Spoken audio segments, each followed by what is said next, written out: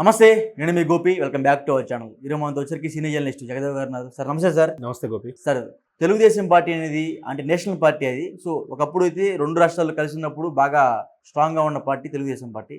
రీసెంట్గా విడిపోయింది. Last time ఇక్కడ పోటీ తెలంగాణలో కూడా ఎమ్మెల్యేగా ఏ పార్టీ టీడీపీ పార్టీ పోటీ చేయలేదు. మరలా టీడీపీ తెలంగాణలో అయితే ఫోకస్ పెట్టబోతుంది. మరలా రేవంత్ రెడ్డిని అక్కడ టీడీపీ తరపు నుంచి ఇక్కడే ఆయన ప్రెసిడెంట్ చేయబోతున్నారంట. సో దాన్ని ఎలా చూసుకోవచ్చు మీరు? ఇవి రూమర్స్ అని అనుకుంటున్నాను. కాకపోతే టీడీపీ మరలా తెలంగాణ పుంజుకునే అవకాశాలు అయితే కనిపిస్తున్నాయి. ఎందుకంటే టీడీపీ పని అయిపోయింది, టీడీపీని భూస్థాపితం చేసేసాము అనుకున్న గత ప్రభుత్వాలు ఏవైతే ఉన్నాయో, ఎప్పుడైతే మొన్న 2024లో కూటమి దిశగా అత్యంత బంపర్ మెజార్టీతో ప్రభుత్వాన్ని స్థాపించిందో, చంద్రబాబు నాయుడు కోసం ఇక్కడ ర్యాలీలు తీసేవారు, చంద్రబాబు నాయుడు గారిని హారతులు పట్టేవారు, చంద్రబాబు నాయుడు జేజేలు పలికేవాళ్ళు ఉన్నారు అనేదానికి నిన్నటి ర్యాలీయే తార్కాణం. ముఖ్యమంత్రి హోదాలో మరలా ఆయన తెలంగాణలో హైదరాబాద్లో అడుగుపెట్టిన తర్వాత, సో ఎప్పుడైతే మరలా ఆయన ముఖ్యమంత్రి హోదాలో వచ్చి ఈరోజు రేపు 6వ తేదీన ఇక్కడ తెలంగాణ రాష్ట్ర ముఖ్యమంత్రి రేవంత్ రెడ్డి గారితో కూర్చొని చర్చించుకోవడానికి వస్తున్నప్పుడు బేగంపేట నుంచి కూడా ఆయన నివాసాన్ని వరకు ర్యాలీ తీశారు. బీభత్సమైన వర్షంలో కూడా తెలుగు తమ్ముళ్ళు, తెలుగు కార్యకర్తలు ఎక్కడ ఉన్న వాళ్ళు ఆ వర్షాన్ని కూడా లెక్క చేయకుండా ఆయనకి అడుగడుగున నీరాజనాలు పెట్టారు. ఇవన్నీ పక్కన పెడితే తెలంగాణలో గ్రౌండ్ లెవెల్లో, గ్రామ స్థాయి లెవెల్లో బలమైన పార్టీ క్యాడర్ ఉన్న పార్టీ ఏదైనా ఉందంటే అది తెలుగుదేశం, నాకు తెలిసినంతవరకు. ఎందుకంటే ముఖ్యమంత్రి నందమూరి తారక రామారావు గారు పార్టీ పెట్టిన తర్వాత 83లో ప్రభుత్వాన్ని స్థాపించిన తర్వాత ఆయన ఏదైతే నవాబు పరిపాలనలో బాగా నలిగిపోయి, తర్వాత కొన్ని రకాల దొరల పాలనలో నలిగిపోయిన వ్యక్తులు ఆ తర్వాత కాంగ్రెసు 3 నెలలకు 6 నెలలకు మారిపోయి ముఖ్యమంత్రులతో పరిపాలన అస్తవ్యస్తంగా ఉన్న పరిస్థితుల నుంచి వాళ్ళని ఒక విధంగా ఇట్లా మునిగిపోతున్న చేత్తో తీసి ఒడ్డుకు పెట్టినట్టుగా పెట్టేశాడు ఆయన. కొన్ని రకాల వ్యవస్థల్ని రద్దు చేసి, పట్వారీ వ్యవస్థలు కానీ, కరణీకం కానీ, ఇట్లాంటి కొన్ని వ్యవస్థల్ని రద్దు చేసి అందరికీ సమపాలన, రూపాయికే కిలో బియ్యం, అందరికీ ఉచిత విద్య, లేదంటే అందరికీ అంటే జాతులకి అతీతంగా మధ్యాహ్న భోజన పథకం, అప్పట్లోనే మధ్యాహ్న భోజనం, ఒక రకమైన పిల్లలకు కూడా యూనిఫామ్ లాగా ఎల్లో షర్ట్లు అవి ఇచ్చారు, నాకు చిన్న గుర్తు. అట్లా పరిపాలన అనేసరికి ఒక్కసారిగా అక్కడ ఒక పూట గెంజి తాగి ఒక పూట జొన్న రొట్లు తినే బతుకుల్లో ఇట్లా బియ్యం ఇచ్చి, మంచి బియ్యం, అది కూడా సన్న బియ్యం, వెలుగు నింపితే వాళ్ళు ఇంకో మర్చిపోతారా, గుండెల్లో పెట్టుకున్నారు. అందుకే అంత బెంపర్ మెజార్టీతో తెలుగుదేశం అనేది ఒక కదిల్చలేని కంచుకోట్లా తయారైపోయింది. కోర్స్ తర్వాత మళ్ళీ కాంగ్రెస్ రావడము, మళ్ళీ ఓడిపోవడం, మళ్ళీ రావడము, ఆ తర్వాత కొన్ని అనూహ్య పరిణామాల వల్ల చంద్రబాబు లాంటి వ్యక్తి, ఆయనతో పాటు ఒక సుమారుగా 170-180 మంది ఎమ్మెల్యేలు వైస్రాయ్ హోటల్కి వెళ్ళి ఎన్టీఆర్ గారిని గద్దించి రావడం, ఇదన్నీ జరిగాయి. నిజంగా అప్పట్లో ఆయనకి వెన్నుపోటు పొడిచాడు అనుకుంటే 95లో మరలా 99లో మరలా చంద్రబాబు నాయుడు గారు సీఎం అయ్యేవారు కాదుగా. అప్పుడు పరిస్థితులు తెలుసు.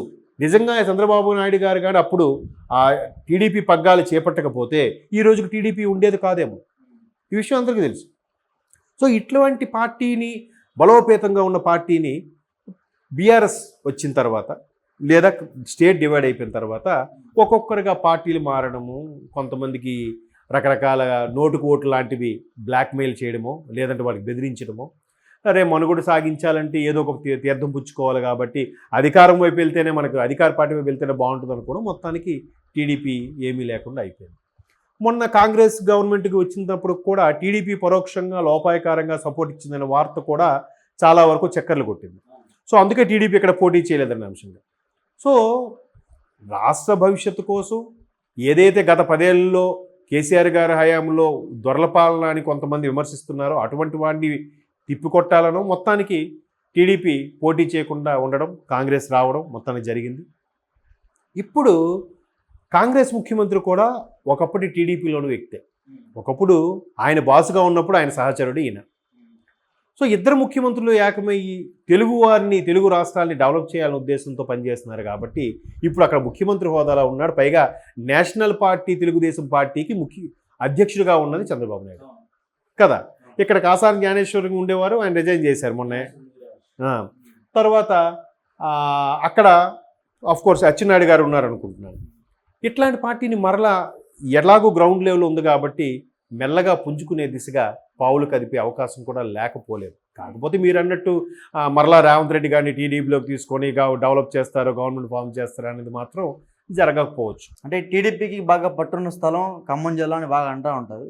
సో తెలంగాణ వ్యాప్తంగా పెద్దగా అయితే ఏమిది, ఖమ్మం జిల్లాలో బాగా ఉంటుందంట. ఎందుకంటే అక్కడ చౌదరీస్ అనే వాళ్ళు బాగా ఎక్కువ ఉంటారని అక్కడ బాగా పెనువార్త ఎక్కువ.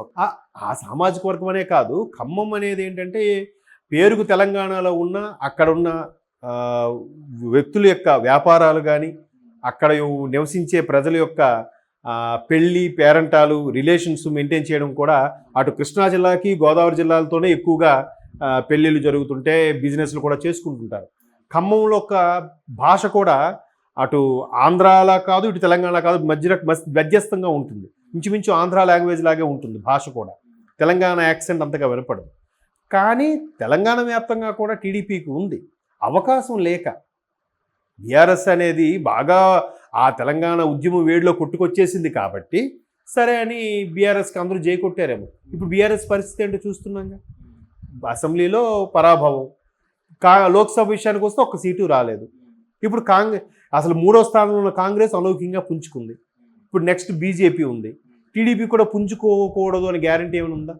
రాజకీయాల్లో ఏమైనా జరగచ్చు కదా. అవును. సరే బాబు గారు మళ్ళీ అక్కడ సీఎం అయ్యారు కాబట్టి మనకు సపోర్ట్గా ఉంటుందని చెప్పి మరలా ఏ ఒక్కరిద్దరైనా తెరమరుగైన వాళ్ళు కానీ, లేదా ప్రస్తుత పార్టీల్లో వాళ్ళకి ప్రాధాన్యత లేదు అనుకున్న వాళ్ళు కానీ మరలా టీడీపీలోకి వచ్చి మెల్లగా ఏదో ఒకటి చేసి ఒక్క సీటే 2 సీట్లు సంపాదించుకొని మరలా పుంజుకునే అవకాశాలు ఉన్నాయిగా. సార్ ఈపాటికే ఆ 2-3 ఫ్యాన్స్ జై ధ్వానాలు ఏంటంటే నెక్స్ట్ ఎలక్షన్లో గ్యారంటీ టీడీపీకి ఒక 20 సీట్లు వస్తాయబ్బా, 119లో ఒక 20 సీట్లు టీడీపీకి వస్తాయంట.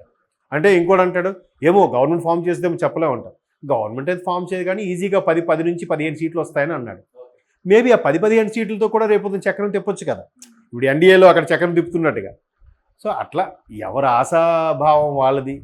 మన పార్టీ వస్తుందంటే మనకి హ్యాపీ, వాళ్ళ పార్టీ వస్తుందంటే వాళ్ళకి హ్యాపీ అన్నట్టుగా టీడీపీ ఇట్లా ఉంది. పైగా రేవంత్ రెడ్డి వీళ్ళకి సత్సంబంధాలు ఉన్నాయి కాబట్టి మరలా టీడీపీ పుంజుకోవచ్చేమో అని ఒక ఆశాభావం వ్యక్తం చేయడంలో తప్పులేదు.